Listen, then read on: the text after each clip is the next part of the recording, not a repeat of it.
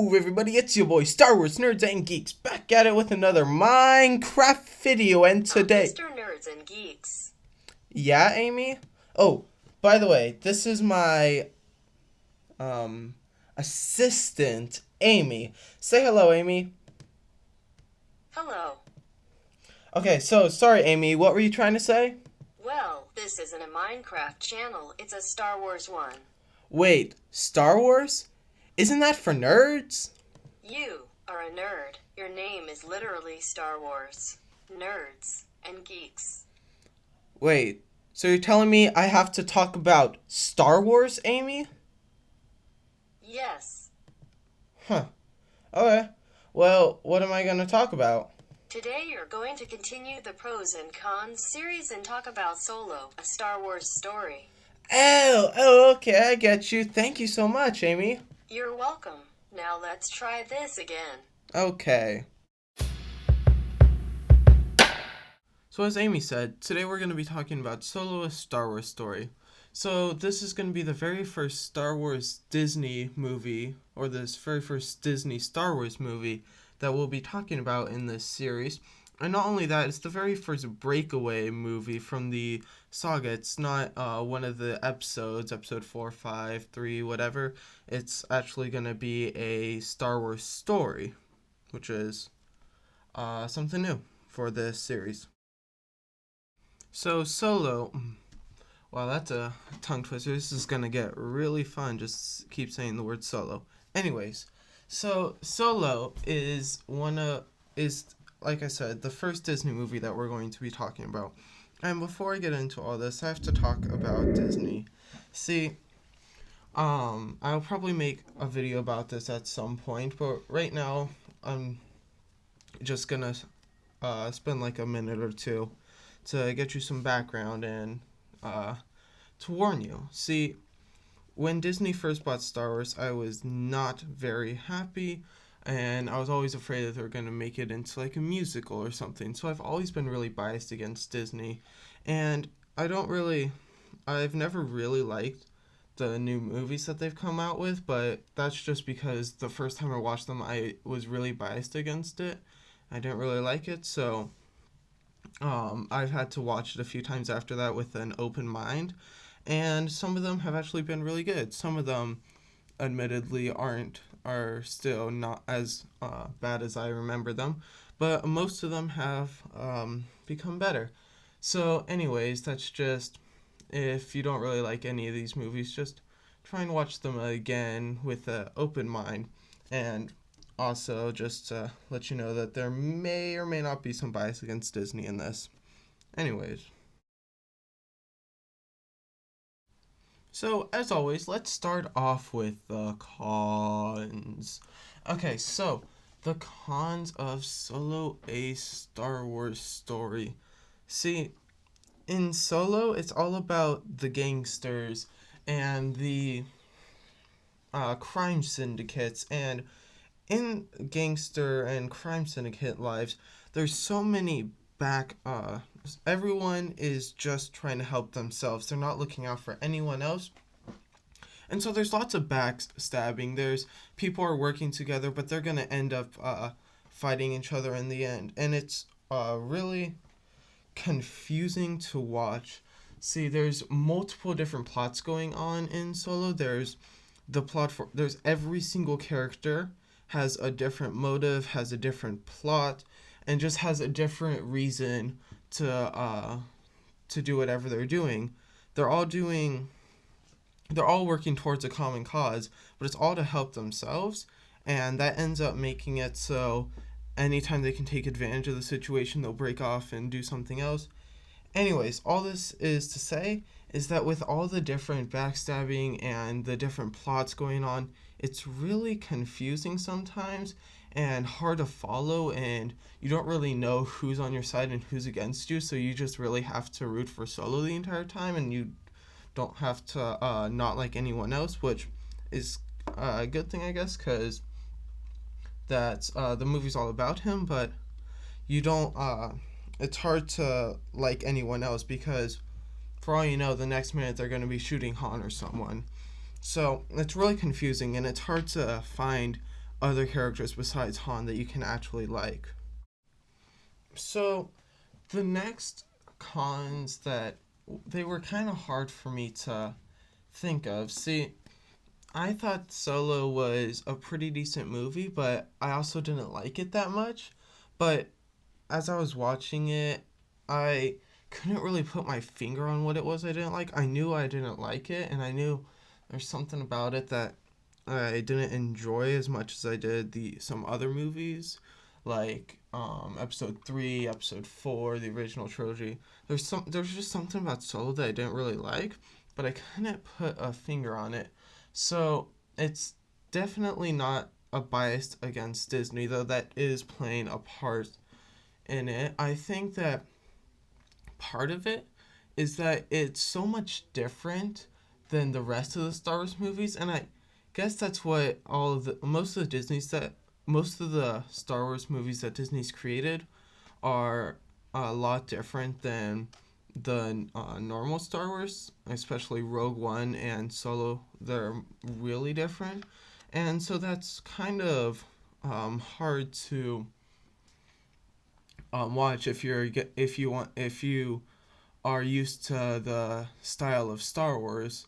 But that's not only because of Disney. That's also because directing and acting and movie making has changed since 1977. It's changed a lot, and the movies now are just reflecting off of the movie making style that is going on in the 21st century. So that definitely, though, makes it a tiny bit less enjoyable. But honestly, I think it's kind of nice to get a change from the normal type of movies that you're used to and the normal directing and acting. So I feel like it's kind of nice that Solo broke off from the type of type of movie making that you would be used to for a Star Wars movie. But even so, it still made it like really unexpected, and I could see it being something that some people just couldn't handle. So I started looking through the movie, trying to see anything that would go, and I looked at Darth Maul and I thought, can I pull a con out of that? Sorry, I just realized I made a joke out of that by accident. Anyways, totally an accident. Totally an accident. Anyways, so about Darth Maul, with Darth Maul, he died in episode 1, as everyone thought, and to everyone who has not seen the Clone Wars, by the way, what are they doing? That is one of the best animated TV series out there. Anyways, to those people who haven't seen Darth Maul, they are probably seen the Clone Wars. They were probably really confused about Darth Maul coming back in Solo. Like, what is he doing in there? Which could be really confusing. However, that doesn't really apply to me as much, and I don't really know what it felt like. Maybe people figured it out, or a lot of people have seen Clone Wars, so maybe they asked someone about it. I don't know. But I figured that wasn't that good of a con. So I started looking at the movie, and I needed that third con, so I thought, you know what? I'm nitpicking here. I can take whatever I want. I'll just take whatever I can. So I started realizing through the movie that the one thing that you expect about Han Solo is those witty remarks and his sarcasm and he's like really, he just has I don't want to say it. He has a personality around him that everyone comes to expect when they're seeing Han Solo. So when I saw Solo, I was kind of expecting to see that personality show through, and they definitely did show that, and they did really well with it. But I feel like they didn't do it enough. They didn't show the Han that we all knew come through. They didn't show his entire personality, his somewhat recklessness, his sarcasm, his wittiness, his just everything that you like about Han Solo. They didn't really show with him, and I didn't think that that was a highlight of the movie. I thought that was something that was not that good. A con, maybe. So now for the bright, happy, sunshiny part of the video. And we all need a little sunshine every now and then, don't we? I mean, I don't know about you guys, where you are, but for me it's been really cloudy and rainy lately. Haven't been getting that much sun. So here it is, from me to you, the sunshine of the pros coming through your computer or your phone or whatever. So, now for the pros of Solo: A Star Wars Story. So Solo, wow, I should probably get a counter for how many times I'm gonna say Solo this entire episode. Anyways, so Solo is relied heavily on nostalgia for the original trilogy. Like that's a lot of what Disney does with the movie, with the all the movies of Star Wars that they've created. They've been adding as much nostalgia as they can, and just keep bringing people back for more. And honestly, I don't really like that about it, but it was definitely a pro in the way done this in this with, in the way that they've done it with this movie. See, with Han and Chewie, you get to see when they first meet. You get to experience their friendship starting to grow. You get to experience how Han met Lando. I mean, you get to Disney. It's like some writer for Solo was watching Empire Strikes Back, and they took this one quote from it that Lando and Han were talking about the Millennium Falcon. I don't remember it exactly, but it was something about how Han had cheated Lando out of the Millennium Falcon from a game of Sabacc, and that was it. And then somehow they were able to just turn a movie out of that, and I thought that was pretty impressive and also pretty awesome. And essentially, I'm trying to say that they took a that they made the backstory of Han and Chewbacca, and then all the characters that are with them, like Lando, and they made that for us, and they there's lots of tie-ins with the rest of the movies, just super subtle things, like how Han got the Millennium Falcon, like they said recently, or Han and Chewie meeting, or what the Kessel Run was. Yeah, how a lot of people, I remember, had complained about, well, how can you run the Kessel, or how can you make the Kessel Run in under 12 parsecs? Parsecs is a unit of distance, not time. How does that even work? And I just love the creative way that Disney solved that problem, which makes me kind of interested. When George Lucas was writing that, did he mean parsecs as a unit of time? Which I don't think he did. And if he didn't, then how did he mean for the Kessel Run to be made in a certain amount of distance, and how that was impressive? Anyways, yeah, so essentially, I like how they've been able to take these small quotes from the original trilogy and turn them into giant movies. I thought that was a pretty keen highlight of Solo. So when I first saw Solo, and I mentioned this earlier in the video, but I thought, I don't like it, I don't agree with it, but I accept it. And that's kind of the way I've been dealing with all the Disney movies. I haven't, the first time I've watched every single one of them, I have not really liked them too much, but I've always tried to accept them and try and find a way to like them, and that's kind of how I started seeing Solo, and through that I was able to find ways to like it. So I mentioned earlier again about the nostalgia. So there's lots of things in Solo that just bring you back to stuff that happened in the original trilogy. It goes from things simple as Chewbacca getting into the co-pilot seat of the Millennium Falcon, which I gotta say I started cheering at that. It was so exciting for me. To Han Solo just flying around or driving around at the beginning of the movie, and yeah, with Han Solo doing all of his flying and all of the maneuvers that you saw him do, I could just see through that entire thing. It was really similar to the moves that he did in the original trilogy, but it's not really a bad thing. I thought that was a really good thing.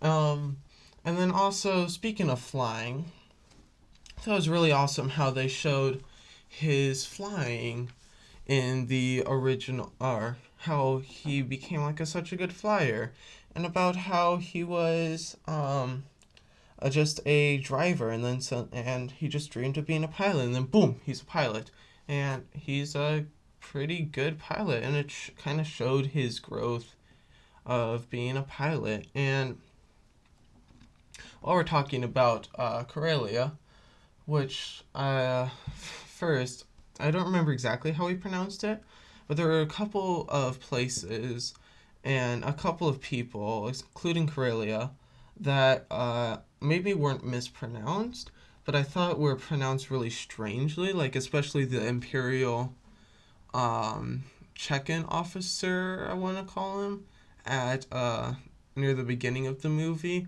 called Corellia something I thought was kind of weird. Anyways, that's just a small thing I just wanted to pop in. Anyways, what was I talking about? Corellia. Yes. So I liked how they showed his checkered background, if you will, about how he grew up on the streets, but also how that's kind of how a lot of the people had to live in places like Corellia, where when the Imperials first took over and they weren't able to achieve the peace and stability that they were going for right away because people started resisting them. But anyways, about his when he was first just a street ruffian, stealing just stuff from people, hijacking cars, stuff like that, simple stuff. And I remember one of my favorite scenes from the Solo was a when he was in the oh man, I have not really studied Solo as much as I have the other Star Wars movies, so forgive me, I don't know the names of a lot of these people, but there was this one giant like slug lady near the beginning that was mad at Han for not bringing back the stuff that he owed her. And so he picks up a rock and is like, hey, it's a thermal detonator. And they have this big discussion about whether or not it's the thermal detonator. And I just thought that was so Han like, and I thought it was really funny. And yeah, so just a bunch of stuff like that really helped the movie progress and was really really a highlight of it. I'm saying really a lot, sorry. Anyways, I have another thing I want to talk about, and that's shoot, I kind of forgot her name.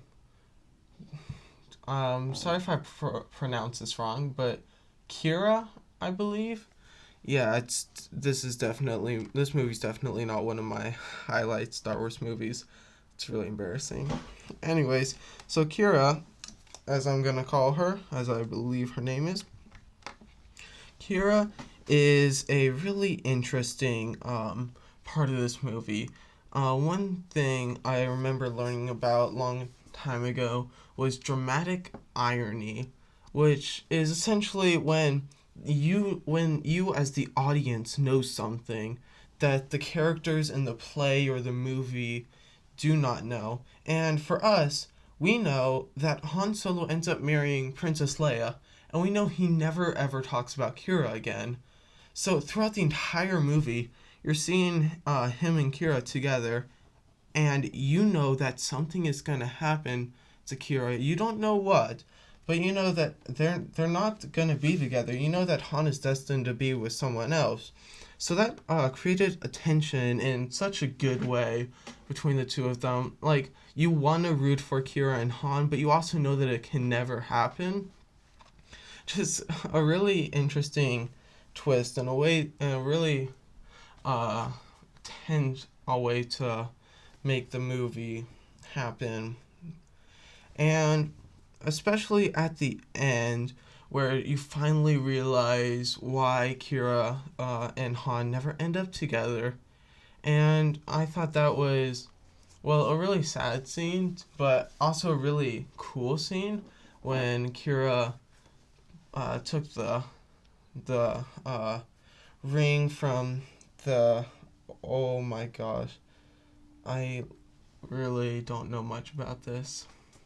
She got the ring from the dead guy. I sound like my mom talking about this.